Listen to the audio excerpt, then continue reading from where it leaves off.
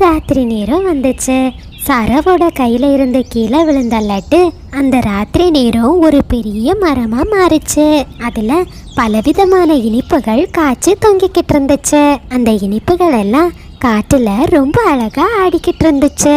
அப்படியே மறுநாள் பொழுது வெடிஞ்சுது. வீட்டுல இருந்து வெளியே வந்த குருவி குடும்பங்கள் தான் வீட்டோட பக்கத்துல ஒரு பெரிய இனிப்பு மரம் வளர்ந்துருக்கிறத பார்த்து ரொம்ப ஆச்சரியப்பட்டாங்க.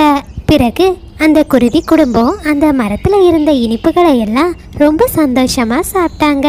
கோமல், இந்த இனிப்புகளை மிக குறைஞ்ச விலைக்கு விற்போம். நம்மள மாதிரி ஏழை பறவைகளும் இனிப்பு சாப்பிடுற வாய்ப்பு கிடைக்கும். ஆமா மீனு, நீ சரியா சொன்ன. நான் அப்படியே பண்றேன் அப்படின்னு சொன்ன கோமல் குருவி அந்த மரத்துல இருந்து கொஞ்சம் இனிப்புகளை பறிச்சுக்கிட்டு அதை மார்க்கெட்ல போய் விற்பனை செய்ய ஆரம்பிச்சது.